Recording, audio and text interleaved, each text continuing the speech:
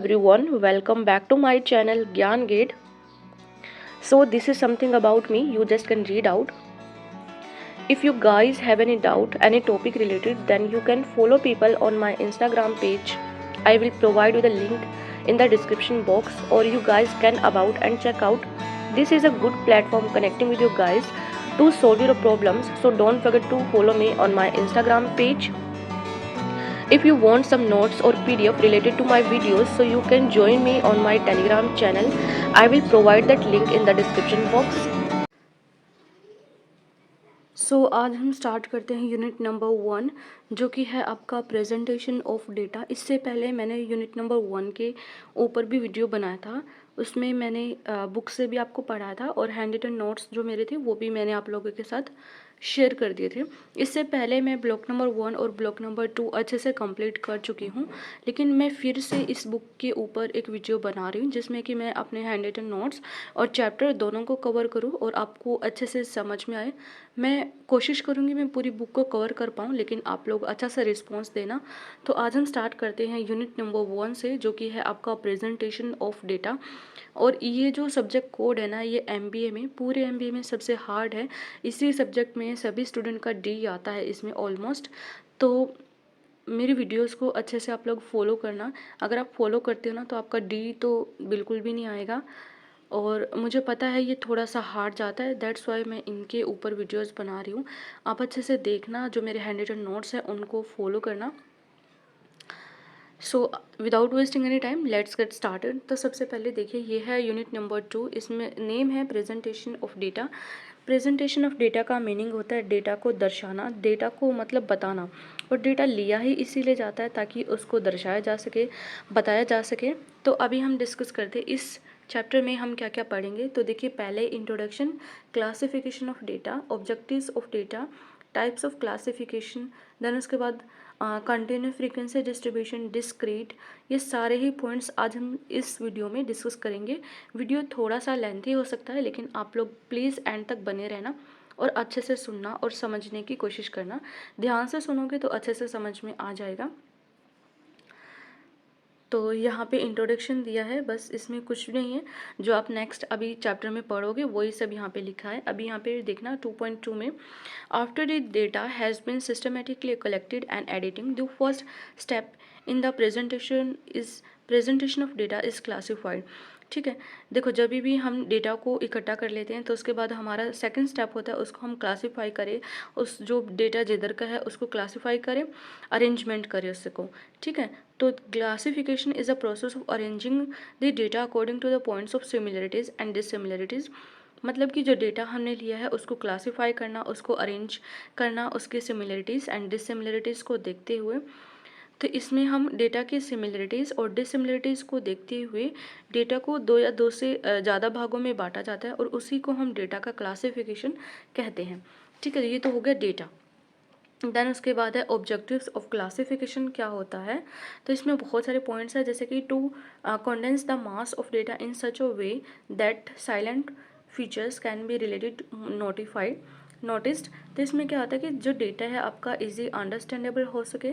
Second है to facilities comparison between attributes of variable, मतलब अलग अलग डेटा का कंपैरिजन हो सके। To prepare data which can be presented in tabular form, अच्छे से इजी टैबुलर फॉर्म में प्रेजेंट कर पाए हम डेटा को। देन लास्ट है to highlight the significant features of data at a glance, मतलब एक्चुअली फिगर पॉइंट अच्छी तरह हम हाईलाइट कर पाए डेटा का। ठीक है, तो ये तो थे सारे ऑब्जेक्टिव्स क्या क्या होते हैं क्लासिफिकेशन के। देन उसके बाद है टाइप्स ऑफ क्लासिफिकेशन क्या होता है। तो बहुत सारे टाइप्स हैं, जैसे कि फर्स्ट टाइप है आपका जियोग्राफिकल। ये अभी हम वन बाय वन अच्छे से पढ़ेंगे। तो फर्स्ट होता है जियोग्राफिकल, देन उसके बाद है क्रोनोलॉजिकल, देन उसके बाद है क्वालिटेटिव, देन उसके बाद है क्वांटिटेटिव। तो जियोग्राफिक होता है, जियोग्राफिकल मीनिंग होता है भौगोलिकल, मतलब जब भी हम एरिया और रीजन के हिसाब से क्लासिफिकेशन करते हैं डेटा का, उसको हम बोलते हैं जियोग्राफिकल। और क्रोनोलॉजिकल होता है कि जब हम टाइम के अकॉर्डिंग डेटा का क्लासिफिकेशन करते हैं उसको बोलते हैं क्रोनोलॉजिकल। और क्वालिटेटिव होता है जिसका मेज़रमेंट करने में थोड़ा सा प्रॉब्लम हो तो हम उसकी क्वालिटीज़ को देखकर मेज़रमेंट कर लेते हैं। जैसे कि बहुत सारे मेंबर्स होते हैं, जैसे कि बहुत सारे पर्सन हो जिसमें बहुत सारे एम्प्लॉयड भी हो सकते हैं, अनएम्प्लॉयड भी हो सकते हैं। तो हम एम्प्लॉयड वाले पर्सन को अलग कर देंगे और जितने भी अनएम्प्लॉयड पर्सन हैं उनको अलग कर देंगे, ठीक है। और फोर्थ होता है क्वांटिटेटिव, जिसमें क्वांटिटी के हिसाब से क्लासिफिकेशन हो डेटा का, उसको क्वांटिटेटिव बोलते हैं। अभी देखिए जैसे फर्स्ट है geographical. In this type of classification of data is classified according to area और रीजन। जैसे कि मैंने आपको पहले भी बताया ऊपर, जब हम एरिया और रीजन के हिसाब से क्लासिफिकेशन किया जाता है उसको बोलते हैं जियोग्राफिकल क्लासिफिकेशन, ठीक है। देन उसके बाद है सेकंड है आपका क्रोनोलॉजिकल क्लासिफिकेशन। क्रोनोलॉजिकल क्लासिफिकेशन में क्या होता है, when the data is classified according to the time of its occur. मतलब जब हम टाइम के हिसाब से डेटा का क्लासिफिकेशन करते हैं तो उसको बोलते हैं क्रोनोलॉजिकल क्लासिफिकेशन। देन उसके बाद देखिए जैसे यहाँ पे आपको टेबल दी है, यहाँ पे सेल्स दिया है कि इतने ईयर्स में इतनी सेल हुई। जैसे 1982 से 83 में इतना सेल हुई है, फिर 1983 से 84 में 220 सेल हुआ है। तो ये क्या हो गया, टाइम के हिसाब से डेटा को क्लासिफिकेशन किया गया है। उसके बाद है qualitative classification. So when the data is classified according to some attributes which are not capable of measurement is known as qualitative classification. जैसे कि मैंने आपको पहले ऊपर बताया है कि जिसका मेजरमेंट करने में थोड़ा सा प्रॉब्लम हो सकता है, तो तब हम क्या करते हैं, हम उसकी क्वालिटीज़ को देखकर मेज़र करते हैं, उसको बोलते हैं क्वालिटेटिव क्लासिफिकेशन। देन उसके बाद है quantitative classification. When the data is classified according to some characteristics that can be measured it is called quantitative classification. For example, the employment of a company may be classified according to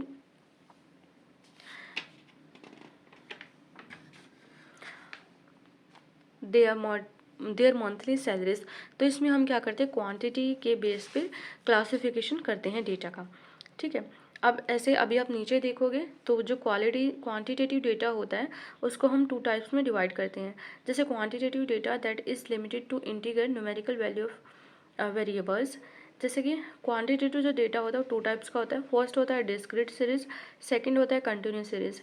discrete series वो होती है जो value fix होती है, उसको हम discrete बोलते हैं। और कंटिन्यूस में क्या होता है कि ये चेंज होती रहती है टाइम टू टाइम।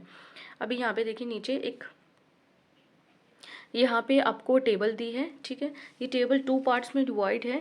तो फर्स्ट वाला देखिए जो डिस्क्रीट फ्रीक्वेंसी है उसमें क्या है कि जैसे नंबर ऑफ़ एम्प्लॉयज़ है और नंबर ऑफ़ कंपनीज यहाँ पे दी है। तो इसमें नंबर ऑफ़ जो एम्प्लॉयज़ हैं वो क्या है, उनकी जो वैल्यू है फिक्स हो है, वो चेंज नहीं हो रही है। और कंटिन्यूस सीरीज़ में देखिए जैसे कि एज दी है और नंबर ऑफ़ वर्कर्स दिए हैं। तो इसमें जो एज है पहले 20 से 25 की है जो 15 वर्कर्स हैं, फिर 25 से 30 तक 22 वर्कर्स हैं। तो इसमें क्या है ना कि जो वैल्यू है वो टाइम टू टाइम चेंज होती रहती है। बस इतना सा डिफरेंस होता है डिस्क्रीट फ्रीक्वेंसी डिस्ट्रीब्यूशन में और कंटिन्यूस फ्रीक्वेंसी डिस्ट्रीब्यूशन में। देन अभी हम नेक्स्ट देखते हैं। तो यहाँ पे है construct of a discrete frequency distribution. तो this is the process of preparing a frequency distribution is very simple. In this case discrete data place all the possible values of a variable in ascending order in column that the prepare another column of tally marks to count the number of time a particular value of variable is repeated। तो सबसे पहले देखिए यहाँ पे एक 50 families का एक यहाँ पे डेटा दिया है, उसको आपको टैली मार्क्स में इसे टेबल में बनाना है। तो सबसे पहले आप देखिए यहाँ पे कितने टोटल मेंबर्स दिए हैं। तो यहाँ पे 0 से लेकर 6 मेंबर्स यहाँ पे दिए हैं। उसके बाद नंबर ऑफ़ फैमिलीज़ कितनी आई है, तो आप देखोगे कि 0 यहाँ पे कितनी बार आया। तो आप देखोगे टेबल में ऊपर 0 जो है ये 4 टाइम आया। तो नंबर ऑफ़ फैमिलीज़ में आप ऐसे इनको फ्रिक्वेंसी में दर्शाओगे। फिर उसको फ्रीक्वेंसी में, अब जैसे 4 आया तो आपको फ्रीक्वेंसी में 4 लिखना है। फिर जैसे 1 है तो 1 कैसे आया, 1 जो है 9 बार आया तो आप 9 बार लिख के फ्रीक्वेंसी में 9 लिख दोगे। बस इनको ऐसे ही करना है, ठीक है। देन उसके बाद है construct of a conduct frequency distribution. तो अभी हम नेक्स्ट देखते हैं construct continuous frequency distribution. In constructing the frequency distribution for continuous data it is necessary to clarification some of the important terms that are frequently use. तो देखिए सबसे पहले होता है class unit. The class limit denote the lowest and highest value that can be include in the class. जैसे कि जो हमारी क्लास लिमिट होती है उसमें 2 लिमिट्स इंक्लूड होती है, एक होती है हाईएस्ट वैल्यू, एक होता है लोएस्ट वैल्यू। जैसे कि the two boundaries lowest and highest of a class are known as the lowest limits and the upper limit of the class. दो लिमिट्स होती है इसमें, एक होती है लोअर लिमिट, एक होती है अपर लिमिट। जैसे फॉर एग्जांपल, जैसे कि एक क्लास है, ये कंटिन्यूस सीरीज है, जैसे 60 टू 69 इसमें स्टूडेंट है, फिर 69 टू 70 ऐसे होंगे। तो इसमें जो 60 हो गया ये हो गया लोअर लिमिट, और जो 69 हो गया ये हो गया अपर लिमिट। ओके, तो उसके बाद है क्लास इंटरवल। सो इसमें क्लास इंटरवल होता है जैसे कि 10 टू 20 के बीच में, 20 टू 30 के बीच में।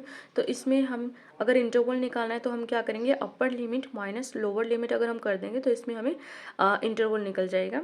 जैसे कि अभी इसमें बोला 20 टू 10, ठीक है। जो 10 थी इसमें ये लोअर लिमिट थी, और जो 20 थी इसमें अपर लिमिट थी। तो हमारा फॉर्मूला होता है upper limit minus lower limit. तो 20 माइनस 10 करेंगे तो हमारा इंटरवल आ जाएगा 10 का। देन उसके बाद है नेक्स्ट क्लास फ्रीक्वेंसी। तो क्लास फ्रीक्वेंसी होती है the number of observation following with a particular called is called a class frequency or simply frequency. Total frequency sum of all the frequency indicate the total number of observation considered in given frequency. Frequency जैसे मैंने आपको पहले ही ऊपर table में बताया था कि जो चीज़ जितनी बार आई है उसको हम उतना लिखते हैं और लास्ट में टोटल करते हैं, तो सारी फ्रीक्वेंसी का टोटल निकलता है, उसको बोलते हैं टोटल फ्रीक्वेंसी। देन उसके बाद है क्लास का mid point. The mid point of a class is defined as the sum of class limit divide by 2। अगर हमें क्लास का मिड पॉइंट निकालना है तो उसके लिए हमारे पास फॉर्मूला होता है upper limit plus lower limit, और उसको डिवाइड करेंगे 2 से। अब देखिए यहाँ पे जैसे दिया है, क्लास दी है इसके 10 टू 20 के बीच में थी, तो हम क्या करेंगे, upper limit plus lower limit और डिवाइड बाय 20 करेंगे। तो पहले 10 आएगा, फिर प्लस 20 और डिवाइड बाय 2 करेंगे तो 15 इसका मिड पॉइंट आ जाएगा। देन उसके बाद नीचे है टाइप्स ऑफ क्लास इंटरवल, की जो क्लास इंटरवल होता है कितने टाइप्स का होता है।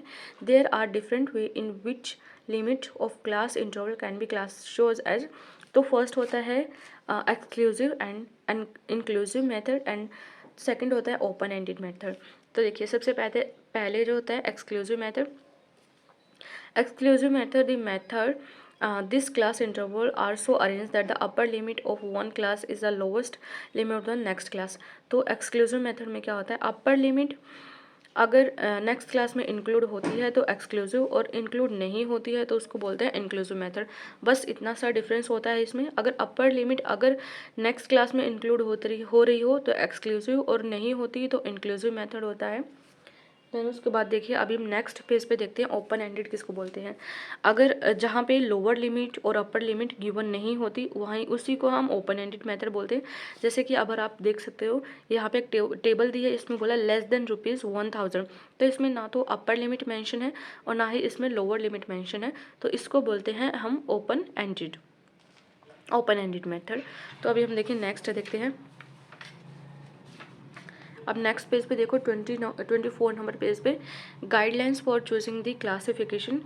ठीक है, तो सबसे पहले देखिए the number of classes should not be too small और टू लार्ज।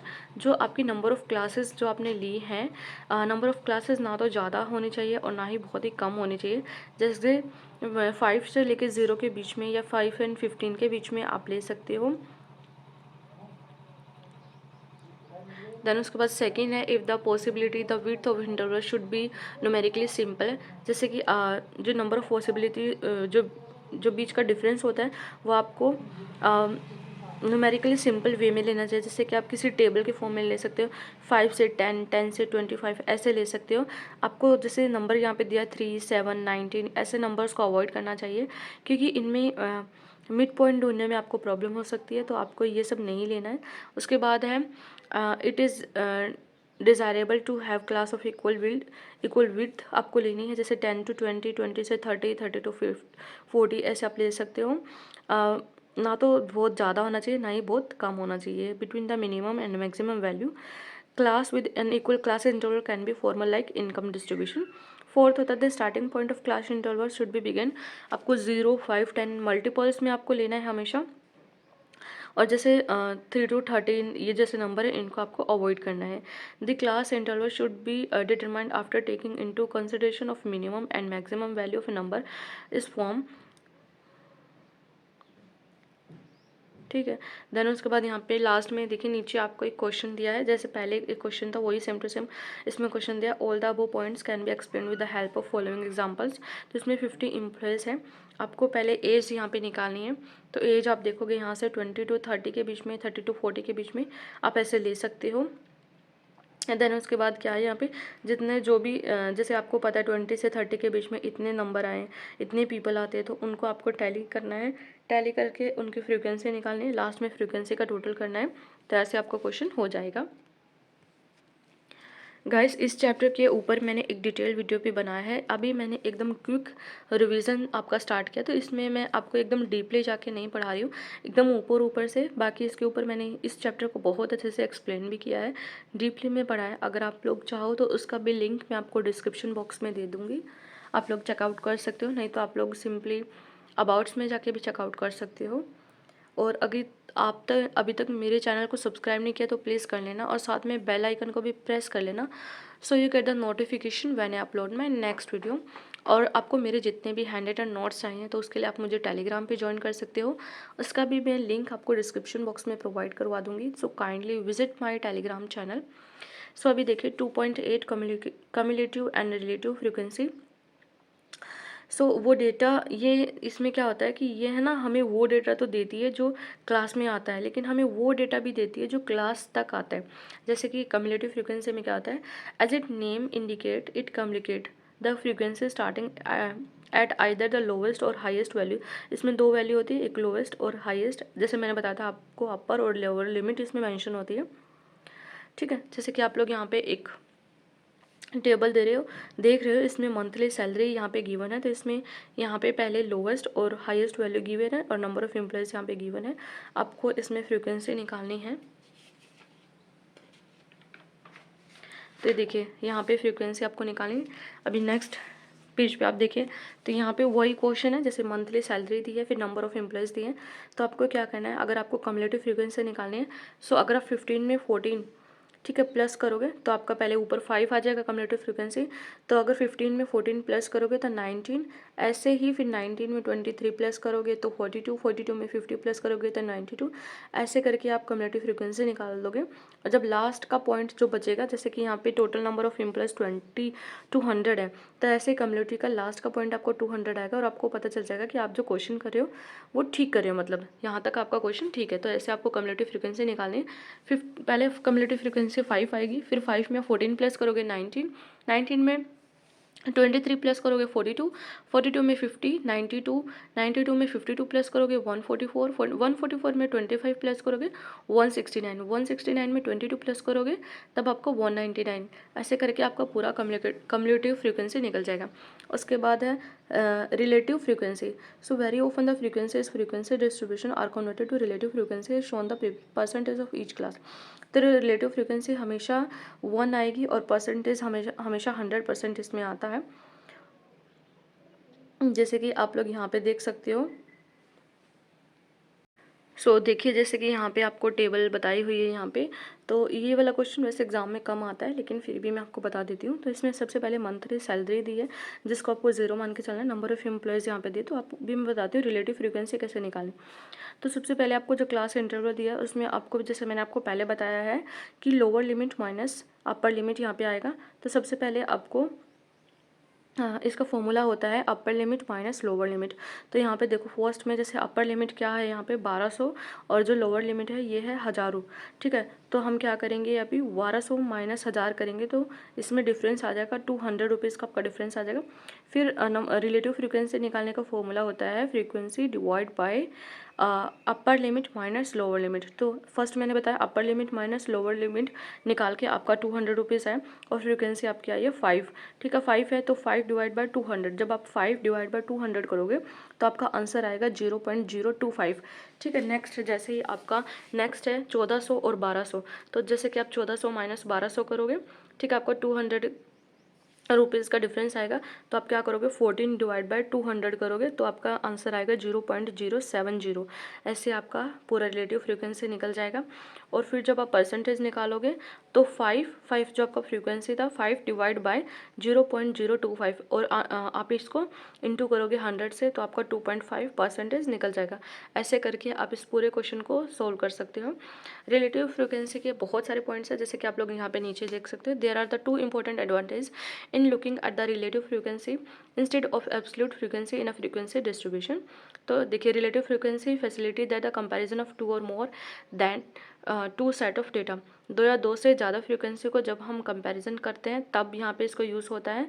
और relative frequency continues the basis of understanding the concept of probability, या फिर जब हमें प्रोबेबिलिटी के कॉन्सेप्ट को समझना होता है तब हम ये रिलेटिव फ्रीक्वेंसी यूज़ करते हैं, अदरवाइज इसका यूज़ जो होता है वो कम होता है। देन उसके बाद है चार्टिंग ऑफ डेटा।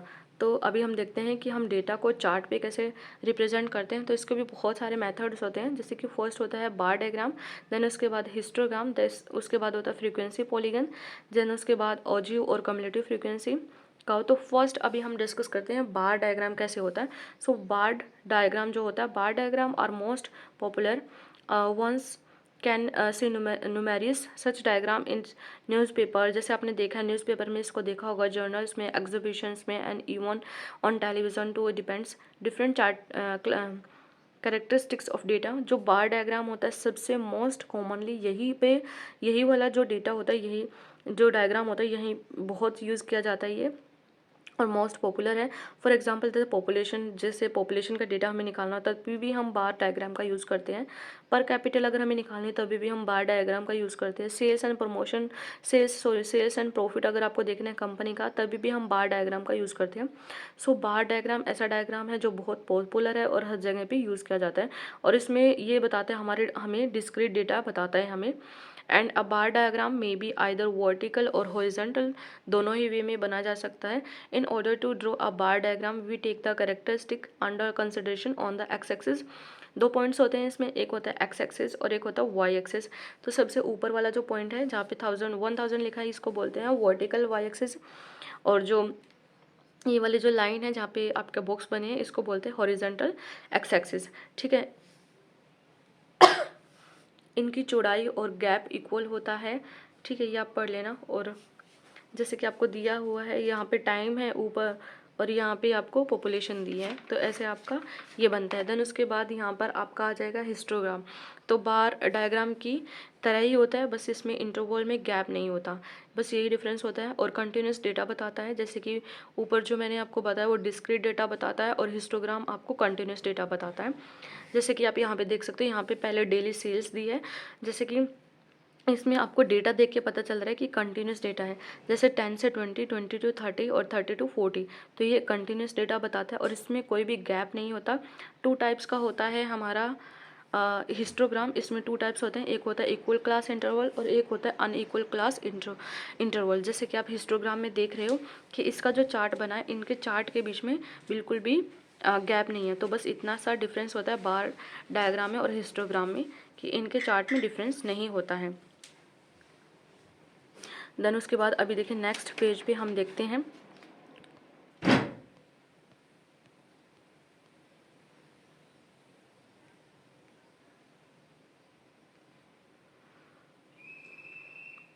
अभी यहाँ पे देखिए, यहाँ पे है frequency polygon. So the frequency polygon is a graphical presentation frequency distribution. अब polygon is many side close figure. तो फ्रीक्वेंसी पॉलीगन क्या होता है, हिस्टोग्राम से ही बनता है ये। उसकी कॉलम की अपर लिमिट को मिड पॉइंट से जब हम ड्रॉ कर देते हैं फिर वो एक पॉलीगन बन जाएगा और उसको हम बोलते हैं फ्रीक्वेंसी पॉलीगन। ठीक है, इंपॉर्टेंट पॉइंट से ही ये स्टार्ट होता है और लास्ट कॉलम में फिर ख़त्म हो जाता है। ठीक है, बस इतना सा इसमें डिफरेंस होता है फ्रीक्वेंसी पॉलीगन में कि जो हिस्टोग्राम हमने बनाया है उसी के सारे पॉइंट्स को स्टार्टिंग के पॉइंट्स हो और जो मिड पॉइंट होता है उसको हम ड्रॉ कर देते हैं, लाइन खींच देते हैं, उसी को बोलते हैं फ्रीक्वेंसी पॉलीगन। और देन उसके बाद है फ्रीक्वेंसी कर्व। अगर हम जो पॉलीगन की जो लाइंस हमने बनाई होती हैं, ठीक है, जो बॉक्सेस होते हैं, अगर हम उसको रिमूव कर दें तो बस खाली लाइन रह गई, उस लाइन को हम रहने देते हैं तो वो बन जाता है हाँ हमारा फ्रीक्वेंसी कर्व। तो इसको बोलते हैं फ्रीक्वेंसी कर्व। देन उसके बाद है हमारा ogive and cumulative frequency. So an ogive is an graphical presentation of cumulative frequency distribution. तो ओजाइव जो है हमारा ग्राफिकल प्रेजेंटेशन है और इसमें हमें कम्युलेटिव फ्रीक्वेंसी दिखाई जाती है। When graph such a distribution is draw is called the cumulative frequency और curve. There are two types of constructing. दो ओजाइव के टू टाइप्स होते हैं, लेस देन ओजाइव और मोर देन ओजाइव।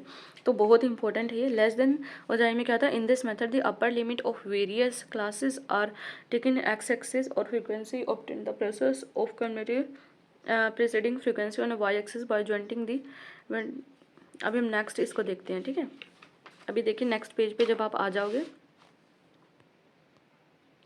तो यहाँ पे देखिए क्वेश्चन यहाँ पे दिया है। पहले यहाँ पे डेली सेल दी है, तो डेली सेल यहाँ पे दिया है, उसमें दिया है जैसे 10 to 20, जैसे देख के आपको पता चल रहा है ये कि कंटिन्यूस सीरीज़ है। फिर उसके बाद नंबर ऑफ कंपनीज यहाँ पे दिया है और फिर उसके बाद हमें दिया है डेली सेल, ठीक है। तो डेली सेल यहाँ पे पहले मैंने बताया कि ये यहाँ पे है लेस देन, तो हमको लेस देन निकालना है, जैसे 20 का लेस देन यहाँ पे निकालेंगे, ठीक है।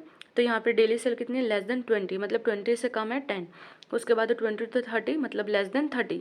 फिर उसके बाद 30 to 40 लेस देन 40 और 40 to 50 मतलब लेस देन 50, 50 से कम।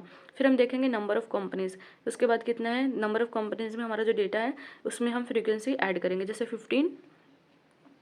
पहले हमारा फ्रीक्वेंसी था 15, उसके बाद 15 में 22 प्लस करेंगे 37, 37 में 35 प्लस करेंगे 72, 72 में 30 प्लस करेंगे 102, 102 में 25 प्लस करेंगे 127, 127 में 20 प्लस करेंगे 147 और 16, 147 में 16 प्लस करेंगे 163, 163 में 7 प्लस करेंगे तो 170, ठीक है। ये होता है हमारा लेस देन ओजाइव कर्व। फिर हम इसका क्या करेंगे, बार डायग्राम ऐसे हम इसको ग्राफ पे रिप्रेजेंट करेंगे।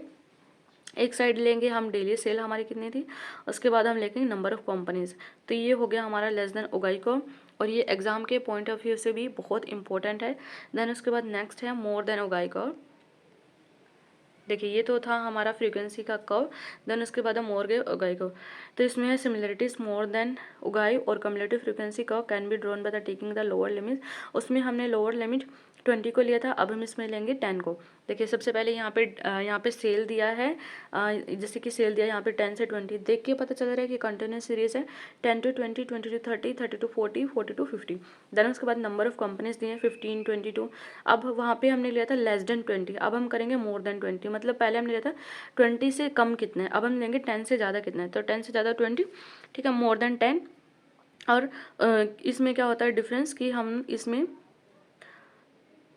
जो लेस देन होती है उसमें हम ऊपर से प्लस करते हैं, CF हम उसमें ऊपर से निकालते हैं और इसमें हम CF नीचे से लेके चलते हैं, ठीक है। अभी देखिए इसमें हम देखेंगे 10 to 20 में 15 कंपनीज है तो मोर देन 10, 20 to 30 में मोर देन 20, 30 to 40 में मोर देन 30, 40 to 50 में मोर देन 40। देन उसके बाद कम्युलेटिव फ्रीक्वेंसी है। अभी देखिए यहाँ पे 15 to 22, तो अगर यहाँ पे पहले नीचे से चलना पड़ेगा हमें। लास्ट में देखिए 16 और 7 फ्रीक्वेंसी लिखे, तो लास्ट में पहले 7, फिर 7 में 16 प्लस करेंगे 23, 23 में 20 प्लस करेंगे 43, 43 में प्लस करेंगे 25 तो 68, 68 में 30 प्लस करेंगे तो 98। तो ऐसे आप मोर देन ओजाइव कर्व निकाल सकते हो। देन उसके बाद नेक्स्ट पेज पे जब आपका ऐसे बन जाएगा टेबल, उसके बाद आपको ग्राफ पे इसको रिप्रेजेंट करना है। तो इसका देखिए, this shape of less than ogive curve would be a rising one where the shape of more than ogive curve should be falling down. तो इसका जो शेप होता है नीचे की साइड जाता है इसका, ठीक है, और जो लेस देन होता है उसको ऊपर की साइड जाता है और मोर देन का नीचे की साइड आता है, ये आपको पता होना चाहिए। The concept of ogive is useful for answering question such as how many companies are having sales than rupees 52,000 per day और more than rupees 24,000 per day between. तो इसका कितना हो जाएगा, 24,000 से लेके 52 के बीच में हो जाएगा, ठीक है। तो यहाँ पे आपका ये चैप्टर कंप्लीट होता है। सो आज मैंने चैप्टर नंबर 2 अच्छे से डिस्कस किया। इसमें मैंने डीपली नहीं पढ़ा लेकिन एक क्विक रिवीजन आपको दे दिया है। और अगर आपको डीपली ये चैप्टर पढ़ना है तो उस वीडियो का लिंक मैं आपको डिस्क्रिप्शन बॉक्स में प्रोवाइड करवा दूंगी। चैप्टर के पास यहाँ पे कीज वर्ड दिए रहते हैं जो कि बहुत इंपॉर्टेंट होते हैं और यहाँ पे इनकी डेफिनेशंस लिखी रहती है, वो भी बहुत इंपॉर्टेंट रहती है। जैसे कि देखिए फर्स्ट पहले आपका बार चार्ट का डेफिनेशन दिया, देन उसके बाद क्लास इंटरवल का, और ये सारी ही पॉइंट्स ना आपके एग्जाम में लिखने के लिए बहुत इंपॉर्टेंट होते हैं, आपका बहुत हेल्प होगा इनसे। क्लास लिमिट, देन उसके बाद कंटिन्यूस डेटा, डिस्क्रीट डेटा के बारे में बताया, फ्रीक्वेंसी डिस्ट्रीब्यूशन के, क्वालिटेटिव डेटा के और क्वांटिटेटिव डेटा के। तो ये सारे ही पॉइंट्स मैंने आपको अच्छे से डिस्कस कर दिया। आप लोग यहाँ से पढ़ सकते हो और अपने एग्जाम में लिख सकते हो यहाँ पे। सो आज की वीडियो में बस इतना ही। आई होप आप लोगों को अच्छे से समझ में आ गया होगा। Lastly, if you like my videos, don't forget to share and subscribe to my channel and hit the bell icon for upcoming videos। जैसा कि मैं अपनी हर वीडियो में बोलती हूँ कि जो ज्ञान होता है वो बांटने से बढ़ता है। अगर आप बांटोगे तो आपका भी ज्ञान बढ़ेगा ही। So until next time, stay curious and keep learning. Thanks for watching.